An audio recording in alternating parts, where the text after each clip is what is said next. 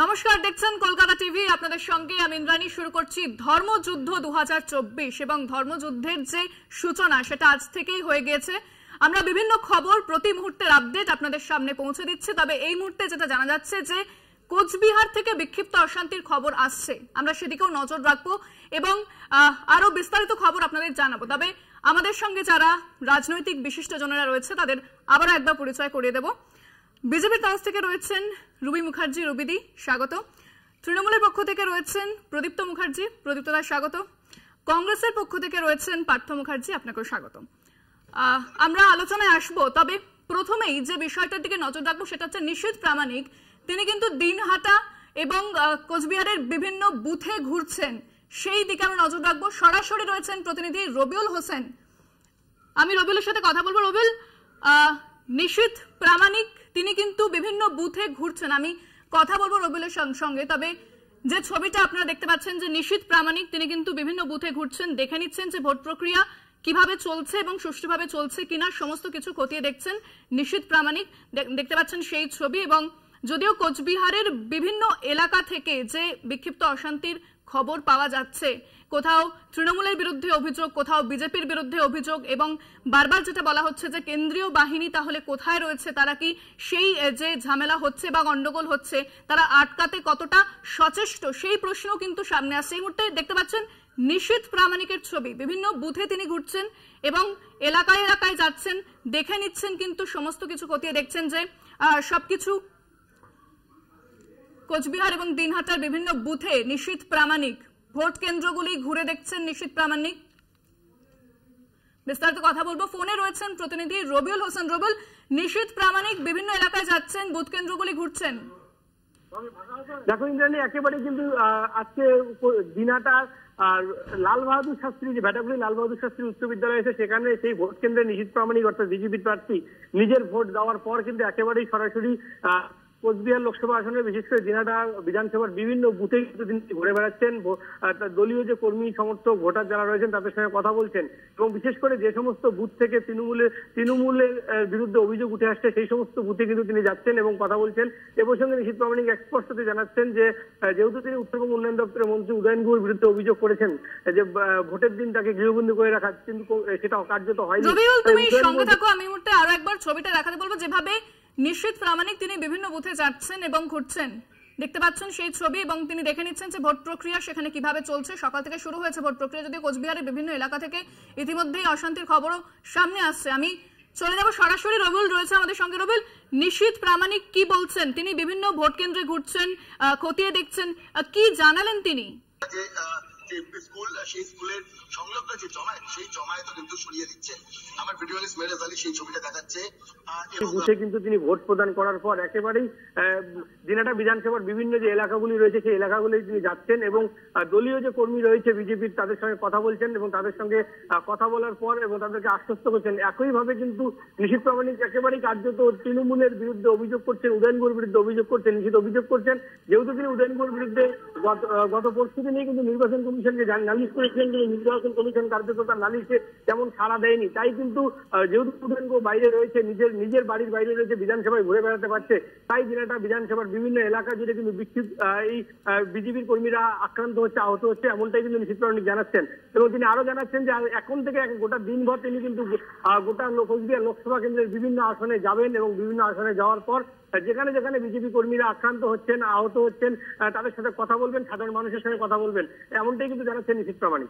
ইন্দ্রাণী, ধন্যবাদ রবিউল। কথা বললাম, সরাসরি ছিলেন প্রতিনিধি রবিউল হোসেন। আপনাদের দেখালাম যেভাবে যে নিশীথ প্রামাণিক তিনি বিভিন্ন বুথে ঘুরছেন এবং দেখে নিচ্ছেন যে ভোট প্রক্রিয়া সেখানে কিভাবে চলছে। যদিও কোচবিহারের বেশ কিছু এলাকা থেকে অশান্তির খবর সামনে আসছে। অন্যদিকে কোচবিহারে ভোটে বিক্ষিপ্ত অশান্তি, নিশীথের কাঠগড়ায় উদয়ন গুহ। অশান্তির আশঙ্কায় আগেই উদয়ন গুহকে বুথেই আটকে রাখার আর্জি জানিয়েছিলেন বলে জানিয়েছেন নিশীথ প্রামাণিক। কি বলেছেন তিনি, শোনাব আপনাদের। দেখুন, আমি বারংবার বলেছিলাম যে উদয়ন গুহকে নিজের বুথেই রাখা হোক। ইলেকশন কমিশনের কাছে বারবার অনুরোধ করেছিলাম। উদয়ন গুহ যেখানেই যাচ্ছে তাদের কর্মীদেরকে প্রভোগ করছে, কর্মীদেরকে সাধারণ মানুষের উপর আক্রমণ করবার জন্য, সাংবাদিকদের উপর আক্রমণ করবার জন্য উদয়ন গুহ কিন্তু এক কথায় উস্কানিমূলক বার্তা দিয়ে আসছে। আমি বলবো সাংবাদিকদের উপর আক্রমণ মানে এটা একেবারে গণতন্ত্রের উপর আক্রমণ। আজকে আমরা বারবার সাবধান করেছিলাম ইলেকশন কমিশনকে যে উদয়ন গুহর মতন একজন অ্যান্টি সোশ্যাল এলিমেন্ট, একজন গুন্ডা, তাকে যদি আজকে ছাড় দেওয়া হয়, তাকে যদি আজকে খোলা ছুট দেওয়া হয়, তাহলে এই পরিস্থিতি হতে পারে। এটা কিন্তু আমরা আগেই বলেছিলাম এবং আমরা সেটা প্রত্যক্ষ করছি। উদয়ন গুহকে আটকে রাখার আর্জি আগেই জানিয়ে এসেছিলেন নিশীথ প্রামাণিক, এবং তিনি যদি বাইরে থাকেন সেক্ষেত্রে যে ভোট প্রভাবিত হতে পারে সেই বিষয়টা কিন্তু আবারও জানিয়েছেন নিশীথ প্রামাণিক। এর পাল্টা কি বলেছেন উদয়ন গুহ শোনাব আপনাদের।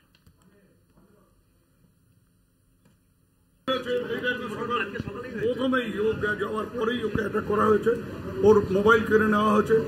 আমি একদম বলতে বাধ্য হচ্ছি যে কমিশন নিরপেক্ষ কিছু নেই, প্লাস হচ্ছে পুলিশকে একদম ইনঅ্যাক্টিভ করে দিয়েছে, দিয়ে এইগুলো চালাচ্ছে।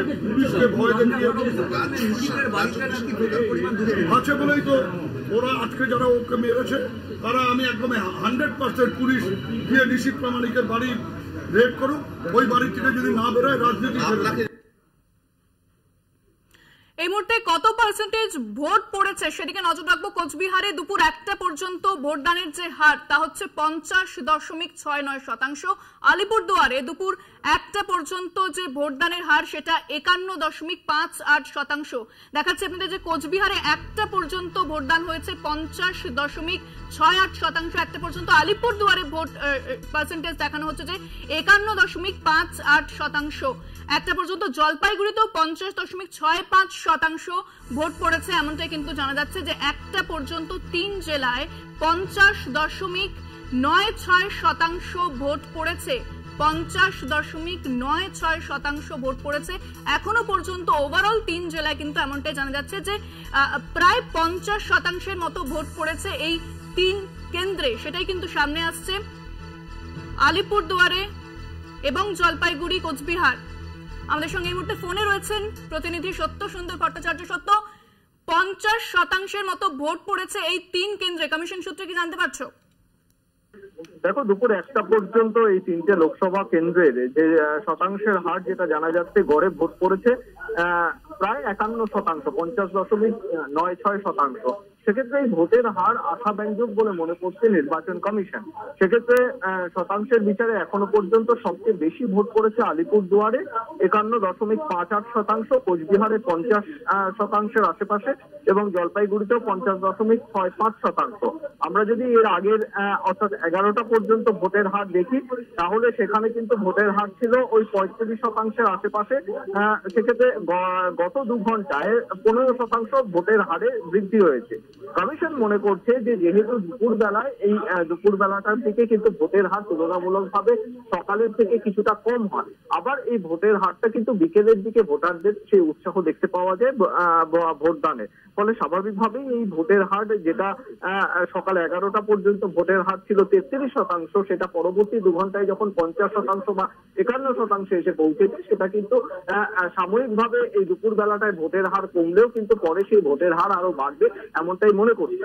কারণ হিসেবে কমিশন মনে করছে যে এখনো পর্যন্ত এই 3টে লোকসভা কেন্দ্রে যে ধরনের অভিযোগ এসেছে সেই সমস্ত অভিযোগই কিন্তু বুথের বাইরের বিভিন্ন গন্ডগোলের সংক্রান্ত অভিযোগ। সেক্ষেত্রে ভোট দানে ব্যাহত হওয়ার বা ভোট প্রক্রিয়া স্থগিত হওয়ার কিন্তু কোন রকম ঘটনা এখনো পর্যন্ত কমিশনের নজরে আসেনি। ফলে ভোটের শতাংশের বিচারেও কিন্তু সেটা একটা উল্লেখযোগ্য সেই শতাংশের হার, এমনটাই কিন্তু কমিশন জানাচ্ছে। ফলে 51% দুপুর 1টা পর্যন্ত গড়ে ভোট পড়েছে, এমনটাই কিন্তু কমিশন সূত্রে জানা যাচ্ছে। ধন্যবাদ সত্য। কথা বললাম প্রতিনিধি সত্য সুন্দর ভট্টাচার্যের সঙ্গে। অর্থাৎ এখনো পর্যন্ত যেটা দেখা যাচ্ছে যে 3 জেলাতে 50.96% মতো ভোট পড়েছে এবং প্রায় বলা যেতে পারে যে 51% ভোট পড়েছে। আমি যাব প্রদীপ্তদার কাছে। প্রদীপ্তদা, কি মনে হচ্ছে প্রায় এখনো পর্যন্ত দুপুর 1টা পর্যন্ত প্রায় 51%? ওই জেলাগুলোতে খুব তাড়াতাড়ি স্বাভাবিক ভোট পড়ে, কিছু কিছু জেলায় এমনকি 80%-এর বেশিও ভোট পড়ে, যেটা গত বছর সর্বভারতব্যাপী যদি দেখা যায় 67%-এর বেশি ভোট পড়ে কাছাকাছি ভোট পড়েছিল। কিন্তু এই অঞ্চলগুলোতে সবসময় 80%, 79% এরকম ভোট পড়ে, কারণ মানুষ ওখানে গণতন্ত্রকে ভালোবাসে এবং গণতন্ত্রে অংশগ্রহণ করতে ভালোবাসে। আমি এই প্রসঙ্গে বলবো যে যদি আমরা 2019 দেখি, সেখানে কিন্তু তৃণমূলের খুব একটা ভালো ফল হয়নি। তারপরে বিধানসভা এসেছে, পঞ্চায়েত এসেছে, সেখানে একটু পরিবর্তন হলেও কিন্তু খুব যে নিশ্চিন্তে তৃণমূল আছে সেটা বলা যাবে না। তাহলে কি এই, আমি একটু বলে নিই, তাহলে কি এই যে মানুষের কাছে, চা বলার মানুষের কাছে, রাজবংশী মানুষের কাছে তৃণমূল পৌঁছাতে পেরেছে এখনো পর্যন্ত? তৃণমূল তার কাজের মাধ্যমে পৌঁছেছে এবং প্রকাশিক বড়াইক থেকে অন্যান্য যে কজন প্রার্থী আছেন প্রত্যেকে, নির্মলদা থেকে শুরু করে বসুনিয়া দাদা থেকে শুরু করে প্রত্যেকে যথেষ্ট ভালো কাজ করেছেন বলেই ওখানে মানুষরা আছেন। এবং তৃণমূল কিন্তু যে জায়গাটা মাথায় রাখতে হবে, 2000 শুধু যদি কোচবিহার ধরি, 2019 সালে বিজেপি 48.4% ভোট পেয়েছিল, যেটা অল ইন্ডিয়া তৃণমূল কংগ্রেস পেয়েছিল 44.9%। সেইটা কিন্তু আবার 21 সালের বিধানসভার ক্ষেত্রে যদি দেখা যায় তাহলে সেটা একটা ম্যাসিভ সুইচ করেছে। তার মধ্যে অন্যতম সুইচ করেছে কিন্তু দিনহাটায়, যেখানে এই যে ভদ্রলোক, যিনি এখন ভদ্রলোকের পোশাক পরে ঘুরে বেড়ান, যাকে বিজেপি মানব পাচারকারী বলতো, সেই নিশীথ পারামানিক কিন্তু দেখা গেছিল 1600 কত ভোটে বা কাছাকাছি কিছু ভোটে জিতেছিল।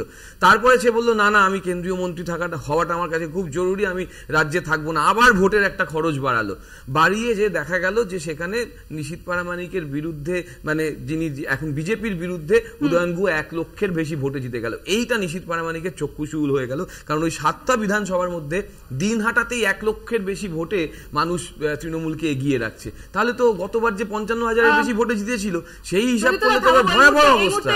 আমি নজর রাখবো সরাসরি মুখ্যমন্ত্রী মমতা বন্দ্যোপাধ্যায় জনসভার দিকে।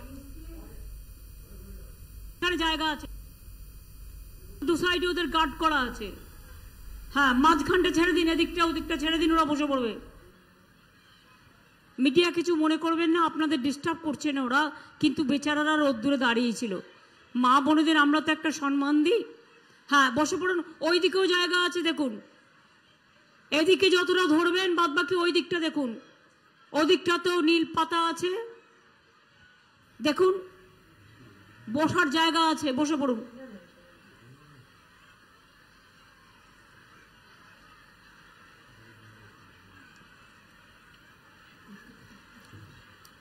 আসেন আসেন, এদিকে আসেন, বসে পড়েন।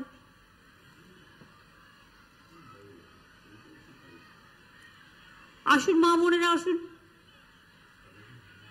বাদ বাকি যারা ছাওয়াতে জায়গা পেয়েছেন তারা ওখানে বসুন।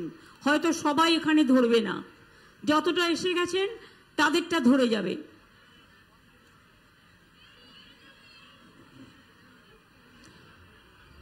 আপনারা জানেন মুর্শিদাবাদ জেলা, মালদা জেলা,